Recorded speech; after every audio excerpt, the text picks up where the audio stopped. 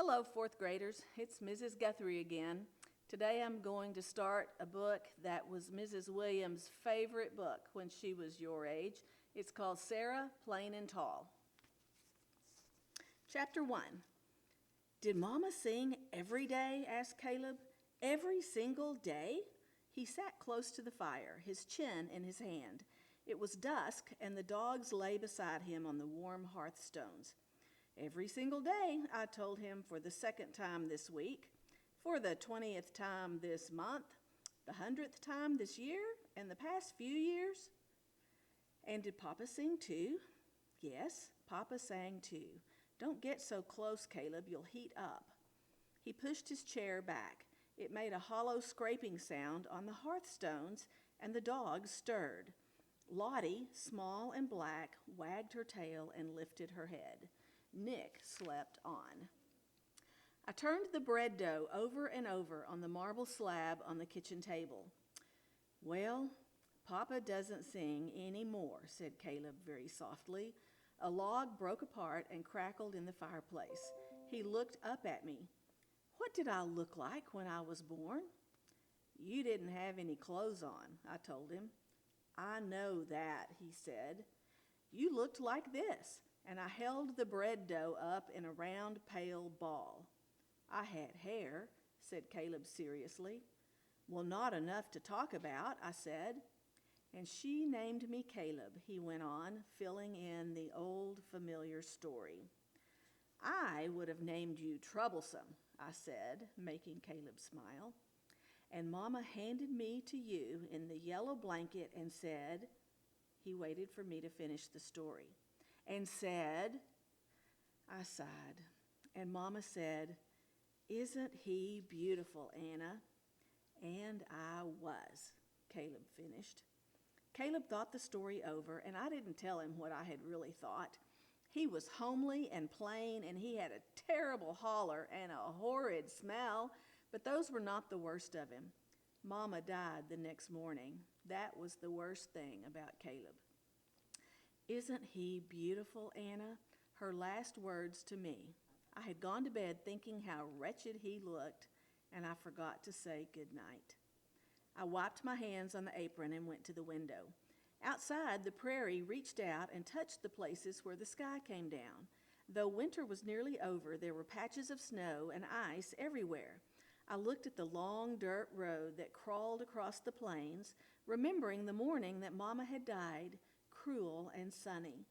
They had come for her in a wagon and taken her away to be buried. And then the cousins and aunts and uncles had come and tried to fill up the house, but they couldn't. Slowly, one by one, they left. And then the days seemed long and dark, like winter days, even though it wasn't winter. And Papa didn't sing. Isn't he beautiful, Anna? No, Mama. It was hard to think of Caleb as beautiful.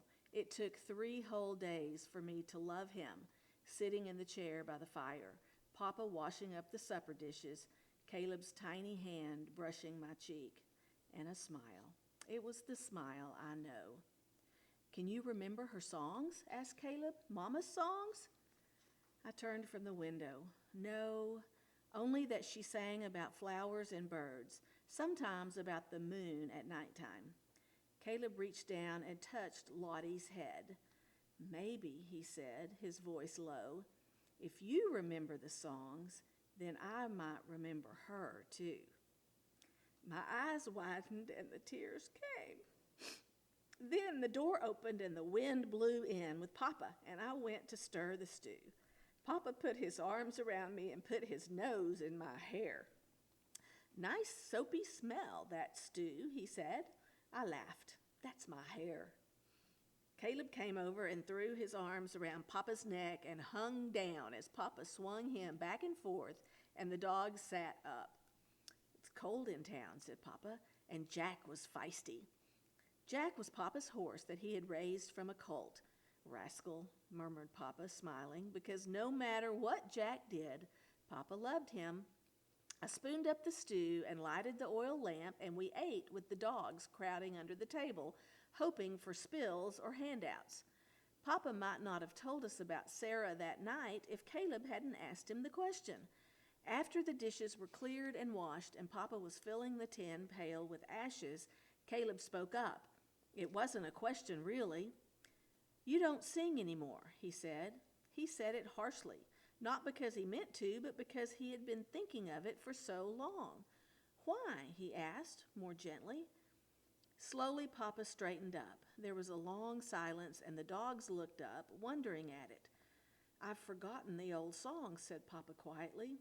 He sat down. "But maybe there's a way to remember them." He looked up at us. "How?" asked Caleb eagerly. Papa leaned back in the chair. "I've placed an advertisement in the newspapers for help." "You mean a housekeeper?" I asked, surprised. Caleb and I looked at each other and burst out laughing, remembering Hilly, our old housekeeper. She was round and slow and shuffling, and she snored in a high whistle at night like a tea kettle, and she let the fire go out. "No," said Papa slowly, "not a housekeeper." He paused. "A wife." Caleb stared at Papa. "A wife? You mean a mother?" Nick slid his face onto Papa's lap, and Papa stroked his ears. "That too," said Papa, "like Maggie." Matthew, our neighbor to the south, had written to ask for a wife and mother for his children, and Maggie had come from Tennessee. Her hair was the color of turnips, and she laughed. Papa reached into his pocket and unfolded a letter written on white paper. "And I have received an answer." Papa read to us. "Dear Mr. Jacob Whitting, I am Sarah Wheaton from Maine, as you will see from my letter. I am answering your advertisement. I have never been married, though I have been asked. I have lived with an older brother, William, who is about to be married. His wife-to-be is young and energetic. I have always loved to live by the sea, but at this time I feel a move is necessary. And the truth is, the sea is as far east as I can go. My choice, as you can see, is limited. This should not be taken as an insult. I am strong and I work hard and I'm willing to travel, but I am not mild-mannered. If you should still care to write, I would be interested in your children and about where you live, and you. Very truly yours, Sarah Elizabeth Wheaton. P.S. Do you have opinions on cats? I have one." No one spoke when Papa finished the letter. He kept looking at it in his hands, reading it over to himself. Finally, I turned my head a bit to sneak a look at Caleb. He was smiling. I smiled too. "One thing," I said in the quiet of the room. "What's that?" asked Papa, looking up. I put my arm around Caleb. "Ask her if she sings," I said. Chapter 2. Caleb and I wrote letters. Let me start over. Caleb and Papa and